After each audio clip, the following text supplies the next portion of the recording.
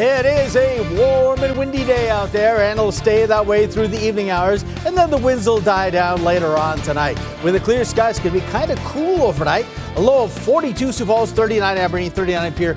Rapid City 33 is actually a freeze warning on the western part of South Dakota. During the day tomorrow, it won't be as windy. It's not going to be as warm. A partly cloudy 67 in Sioux Falls, 68 Aberdeen, 72 in Pierre. Rapid City will be windy and 76. Tomorrow is going to be the coolest day of the week. Temperatures will bounce right back up on Wednesday. Details on that coming up. KELOLAND News starts now. Live from KELOLAND Media Group. KELOLAND News, first at 4. Coming up, a Sioux City man has been identified in a deadly crash into the Missouri River. We have the details straight ahead. Plus, astronauts stuck on the International Space Station have a new ride home. And we're going to look back at the career of NBA Hall of Famer Dikembe Mutombo. Good afternoon, and thanks for tuning in to First at 4. I'm Don Jorgensen. And I'm Kelly Volk. The South Dakota Highway Patrol has announced sobriety checkpoints will be done in 14 different counties during the month of October. The checkpoints will take place in several counties, including Beadle, Custer, Lawrence, Meade, Minnehaha, Pennington, and Walworth. You can find a full list on KELOLAND.com. We are learning more about a police presence around 2 schools in eastern Sioux Falls. At around 1:30 this afternoon, there was a report of an active shooter at Washington High School. Officers found that information was not credible and the students were safe. Police are still searching for a person who could be in the area.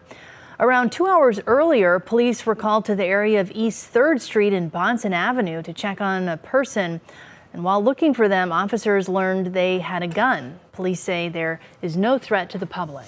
A Sioux Falls native was involved with a chief pinning ceremony for the U.S. Navy on the Philippine Sea last week. U.S. Navy Chief Mass Communication Specialist Chris Williamson sang Anchors Aweigh, the Naval Academy fight song, with other officers during the pinning ceremony aboard the USS Theodore Roosevelt on Friday. During the pinning ceremony, military personnel are appointed to chief petty officers, where they take on additional leadership roles. The South Dakota Department of Public Safety says a red flag warning has been issued across South Dakota until 8 o'clock tonight.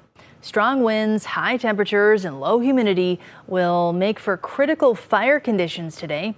Authorities ask that the public do not use anything with an open flame or that throws sparks. Areas not in a red flag warning will still see elevated fire danger risks. Yeah, I don't know if you had a chance to be outside this afternoon, but it's warm and it's windy. Yeah, not a good combination for fires out there, Jay. Oh, that's true. Hopefully no problems. We will see the winds die down tonight.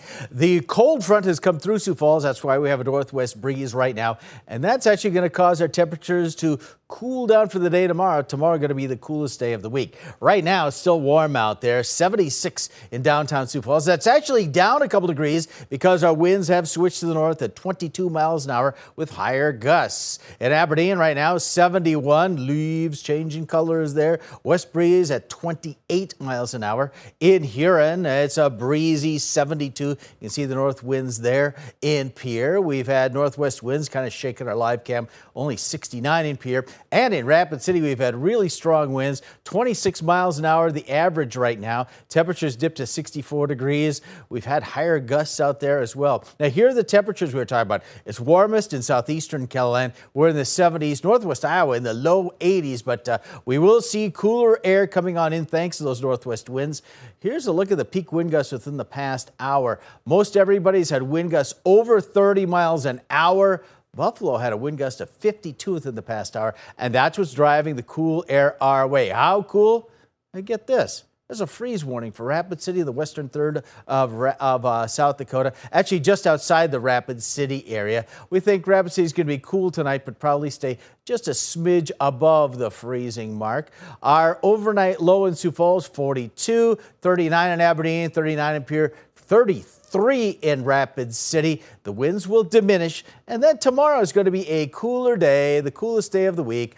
Partly cloudy, 67 in Sioux Falls with a northwest breeze. Aberdeen a sunny 68. Pierce 72. Rapid City 76. Temperatures will bounce right back up for your Wednesday. Then they'll cool down a bit for Thursday and Friday. Kind of a roller coaster forecast. We'll take a look at your weekend in just a few minutes. All right, thanks, Jay. A plastics factory in Brookings is now the sole owner of a partner facility in China. In a news release, Falcon Plastics says that it now has full ownership of Polycast. Falcon co-owned the China facility with Vikings Plastic, but bought all of the Vikings shares. The release says that the Polycast facility has been a key component of Falcon Plastics International's presence. The full ownership will allow Falcon to provide seamless service across global operations, according to the news release. Sanford Health broke ground today on a new Good Samaritan Society senior committee. The community, that is. A new campus is at the corner of Veterans Parkway and 57th Street and will expand across access for senior services on the east side of Sioux Falls. The campus will offer all health and wellness services under one roof. In total, the senior living community will be home to nearly 500 residents and supported by 200 employees. A Sioux City man has been identified in a deadly crash where a pickup went into the Missouri River.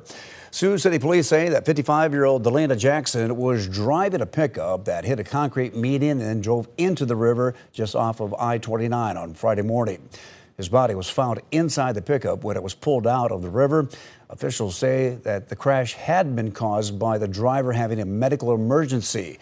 The passenger was able to get out by breaking the back window as the truck went into the river.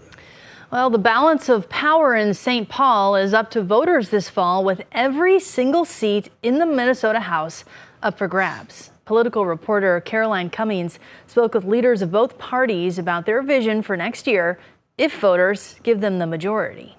Motions prevail. The outcome of 134 Minnesota House district races will determine the fate of the DFL's trifecta in state government. A 2022 election surprise delivered them total control for the first time in a decade. I think what Minnesotans are telling us is that we're on the right track. DFL House Speaker Melissa Hortman is working to defend her majority so they can build on what they've started after 2 years of significant policy wins: abortion rights, gun restrictions, paid family and medical leave, legal weed, and much more. Thank you. Thank you. If voters deliver Democrats a victory, Hortman says they want more gun safety measures like a firearms safe storage law, which notably failed to pass the narrow DFL majority in the state Senate. We hear the public continuing to push us, and unfortunately we continue to have these tragedies where very small children who are playing together in a home, will badly injure or kill someone. And, I think the rest of the public says, isn't there something we can do about that? And there is something we can do about that. For Republicans, they want to provide a check on Democrats' power. We want to bring that balance back, and we feel really positive about the direction that we're headed. House Minority Leader Lisa Damas says a GOP majority would prioritize tax cuts and focus on improving student achievement as test scores stagnate. Getting a hold of the state budget in a way that is not going to put us in a deficit, making sure our kids can read at grade level and schools have that fair and flexible funding that they actually need to do their jobs rather than more state mandates. Caroline Cummings, WCCO News. In South Dakota, there are 7 ballot measures for voters to decide on. You can get a closer look at them on the Your Local Election Headquarters page on KELOLAND.com.